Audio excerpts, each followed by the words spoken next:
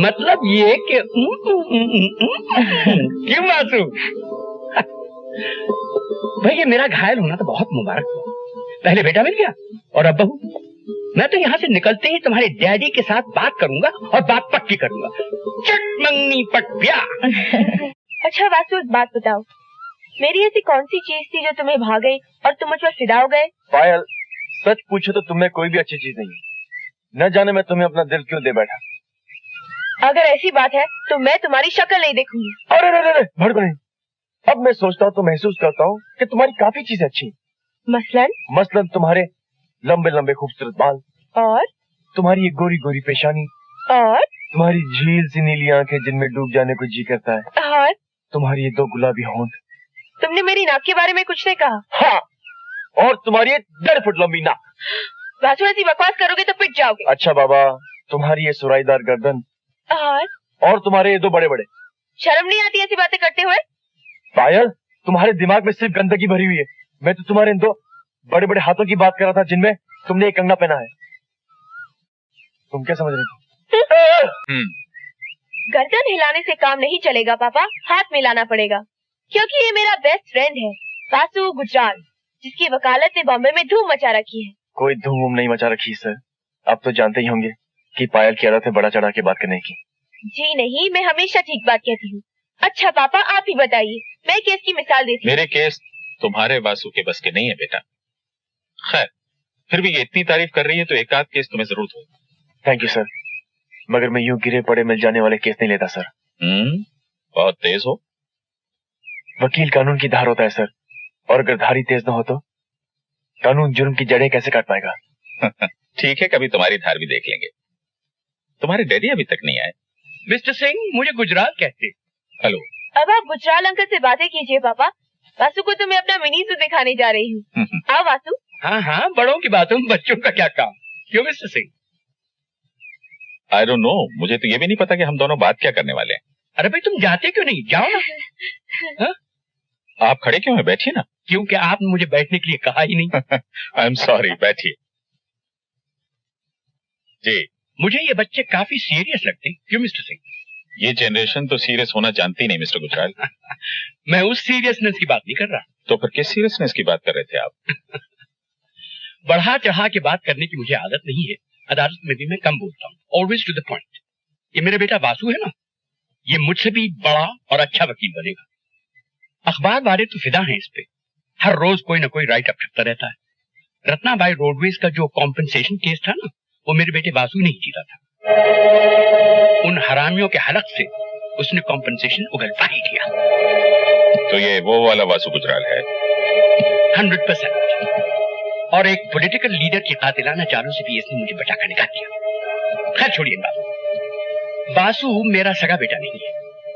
हुआ ये कि मेरी बीवी की एक सहेली जगदीशपुर में रहा करती थी। ये उनको वहीं दिखा।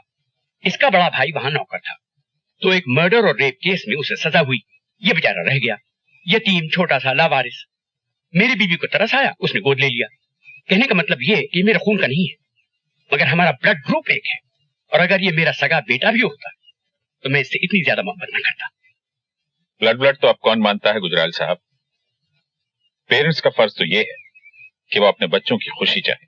तो फिर पंडितों की जबान में इसका मुहूर्त निकलवा दूं? मेरी तरफ से तो बात पक्की है, लेकिन जरा फैमिली पुरोहित से पूछना पड़ेगा। Give me a couple of days. Sure. पंडितों के हुक्म के बगैर तो इस मुल्क में कंप्यूटर भी नहीं चलते। हम आप क्या चलेंगे? अरे गुस्सा थूक भी दो। गुस्सा थूक कैसे दूं? वो हरामजादा मेरी बेटी से शादी करेगा। ये किस पे फूफा कर रहे हो भाई?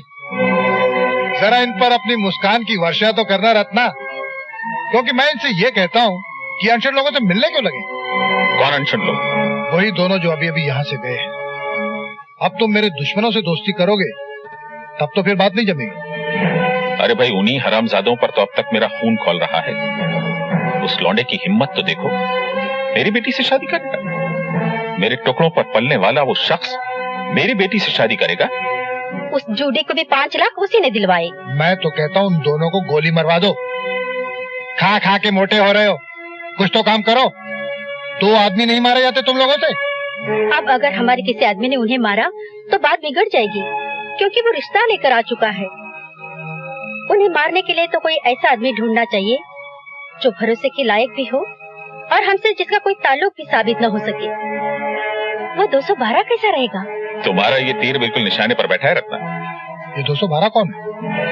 पता नहीं, मगर कमाल का आदमी।